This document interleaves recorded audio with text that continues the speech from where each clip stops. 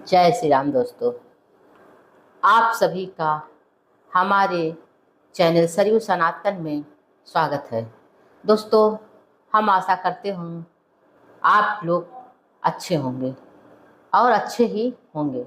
तो आप सभी माताओं बहनों को हरतालिका तीज की बहुत बहुत हार्दिक बधाई हो। तो दोस्तों, आइए हम बात करते हैं हरतालिका तीज व्रत की।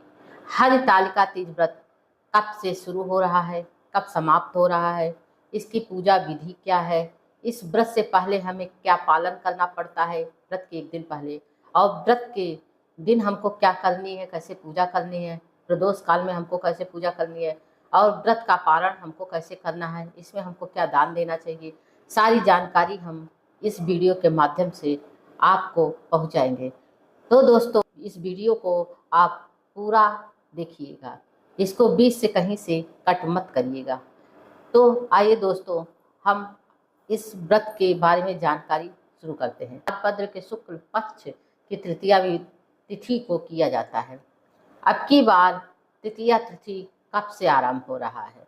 तो तृतीया तिथि का प्रारंभ 25 अगस्त सोमवार दोपहर 12:35 से हो रहा है, और तृतीया तिथि की समाप्ति जो है 26 अगस्त मंगलवार दोपहर 1:54 तक है। लेकिन ये गए हरतालिका तीज व्रत 26 अगस्त दिन मंगलवार को किया जाएगा, क्योंकि दोस्तों हम लोगों के यहाँ उदया तिथि लिया जाता है, तो उदया के हिसाब से 26 को ही तीज व्रत करना होगा। तो हमको तो ये जानकारी मिल गई कि ये व्रत कब करना है। 26 तारीख को ये व्रत होगा। हम लोग 26 तारीख को ही ये हरतालिका तीज का व्रत रखेंगे। अब इससे पहले एक दिन पहले, देखिए, कोई भी व्रत हो तो एक दिन पहले ही उस व्रत के नियम का हमें पालन करना पड़ता है। तो एक दिन पहले हमें क्या करना होता है? तो सबसे पहले तो एक दिन पहले हम लोग अपने उससे पहले सारी सामग्री इकट्ठा कर लेते हैं। इसमें हमें सुहाग का श्रृंगार का सामान वगैरह हमें पहले से ही व्यवस्था कर लेना होता है। 16 श्रृंगार हमें दान दिया जाता है, छुआ जाता है, माँ पार्वती को चढ़ाया जाता है। इसके पास जितना भी हैसियत हो 16 श्रृंगार चढ़ाइए, पार्वती जी को साड़ी चढ़ाइए, नए वस्त्र चढ़ाइए, नहीं है तो छोटी चुंदरी चढ़ा दीजिए, और जो है शंकर जी को भी छोटा सा कुछ अंगोछा रुमाल चढ़ाइए। तो इसमें जो है, जो भी अपनी बजट में हो, जो भी अपने पास व्यवस्था हो, उसी के हिसाब से हमें इस व्रत का शुरुआत तो एक दिन पहले तो हमें इसकी व्यवस्था कर ही लेनी चाहिए, और शाम से ही इसका नियम का हमें पालन करना होता है। इसमें मेहंदी वगैरह हाथों में लगाई जाती है, क्योंकि ये सुहाग का व्रत होता है। और इस व्रत को कुंवारी लड़कियां भी करती हैं, और सौभाग्यवती स्त्रियां भी करती हैं, और कुछ जिनके पति नहीं होते हैं वो भी इस व्रत को करती हैं। हमारे यहाँ ये माना जाता है ये अगले जन्म, मतलब कई जन्मों तक का ये व्रत होता है। तीज व्रत, ये हरतालिका तीज जो है अपने आप में बहुत बड़ा तीज हो व्रत, बहुत बड़ा इस तीज व्रत का, हरतालिका तीज व्रत का बहुत बड़ा महत्व होता है। तो एक दिन पहले हमें सबसे पहले शुरू करना क्या होता है कि देखिए, सबसे बड़ी समस्या आती है बाल धोने का। तो हम तो यही कहेंगे, जिस दिन भी सब लोग कहते हैं व्रत बड़ा होता है, त्योहार बड़ा होता है, तो हमें तो शैम्पू बाल उसी दिन धोना चाहिए। क्योंकि आप एक दिन पहले भी धो सकते हैं, कुछ लोग नहीं करते हैं, लेकिन हम अपनी बात बता दें, हम जिस दिन व्रत रखते हैं उसी दिन शैम्पू करते हैं, उसी दिन हम बाल धुलते हैं। तो व्रत वाले ही दिन बाल, तो ये अगर आप नहीं धुलना चाहते तो आप एक दिन पहले भी बाल अपना धुल लीजिए। और उसमें क्या होता है, आप शाम के से आप जो है इस व्रत का पालन करिए। इसमें थोड़ा लहसुन प्याज का सेवन ना करें, शाम में अपना खाना खाएं। थोड़ा सा हम लोग क्या, थोड़ा सा शाम में खाना खाने के टाइम थोड़ी सी दही भी शुभ माना जाता है, खाया। इसमें क्या है, सरगी का भी बहुत बड़ा महत्व होता है। तो इसमें कुछ लोग होते हैं रात के 12 बजे के बाद पानी नहीं पीते हैं, लेकिन हमारे यहाँ क्या होता है, सरगी होता है। तो हम लोग जो है 2-2:30 बजे 3 बजे तक, हम लोग कहते हैं 4 बजे तक, लेकिन हमारा मानना है कि 2:30-3 बजे तक सरगी खा लेनी चाहिए। तो सरगी में हमें क्या लेना चाहिए जिससे प्यास ना लगे?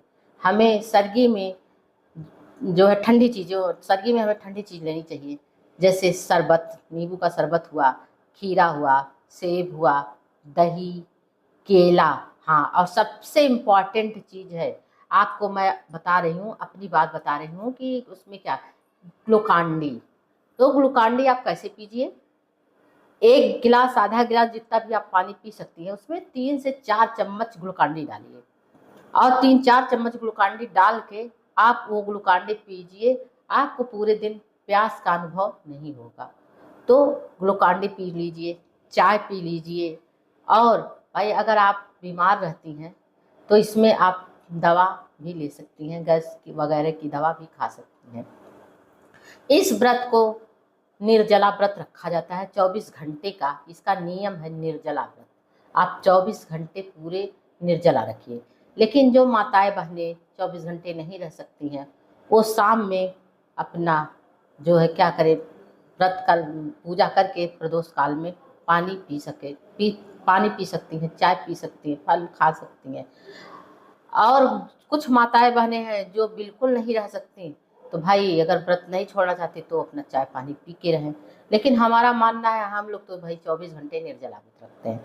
तो हमें जो हमने सरगी खा ली, सरगी खाने के बाद जो है फिर आप अपना आराम से सोइए, लेटिए, जो भी करना हो करिए। सरगी खाने से पहले आप स्नान कर लीजिए, ब्रश कर लीजिए, तब सरगी खाइए। और सरगी खाने के बाद भी आप ब्रश कर लीजिए, जिससे मुंह में दांत में कुछ फंसा ना हो। दोस्तों ये वीडियो थोड़ा सा बड़ा हो रहा है, इसलिए पूरा वीडियो आप लोग इसको देखिएगा, तभी आपको पूरी जानकारी मिल पाएगी। सरगी खाने के बाद हम सुबह उठेंगे, स्नान करेंगे। आप अगर बाल धुलना चाहती हैं, शैम्पू करना चाहते हैं तो सुबह कर सकते हैं, नहीं तो एक दिन पहले आपने कर लिया, कोई बात नहीं, स्नान करिए। हाँ, इसमें एक चीज़ और है, लोग कहते हैं मंजन, लेकिन हम मंजन करने के लिए नहीं कहेंगे आपको, आप इसमें दातून करिए। और कहीं कहीं 3 बार नहाने का 3 बार दातून करने का नियम है। ये नियम हमारे यहाँ भी होता है।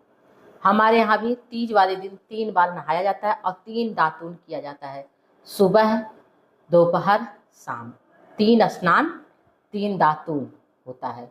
तो हमारे यहाँ दातून ही किया जाता है। तो इसमें हम लोग सुबह उठ के दातून करके, स्नान करके, भोलेनाथ का, भगवान शंकर और पार्वती जी की पूजा करते हैं, संकल्प लेते हैं, व्रत के आचमन करके संकल्प लेके उनका पूजा करते हैं, आरती करते हैं, विधि विधान से पूजा करने के बाद अब पूरे दिन हम लोग निर्जला व्रत रखते हैं।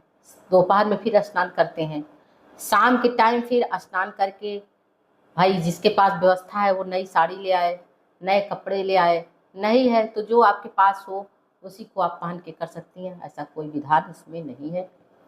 फिर आप जो है 16 श्रृंगार सारा सामान लेके आप मंदिर में या घर में शिव पार्वती की मिट्टी की मूर्ति बना के, या बाजार में मिलता है मूर्ति, उसको खरीद के लाइए, या फोटो रख के, कुछ भी करके, या आप मंदिर में भी जाके आप पूजा कर सकती हैं। श्रृंगार का सामान पार्वती जी को अर्पण करिए।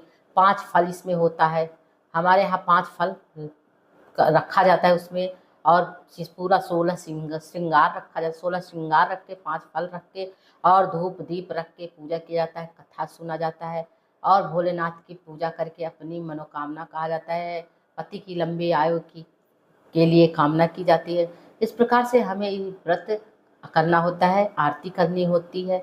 फिर शाम में हम लोग 12 बजे तक इसमें जो है 2-4 औरतें बैठ के हम लोग रात में जागते हैं, जागरण करते हैं, गाना गाते हैं, कीर्तन भजन करते हैं।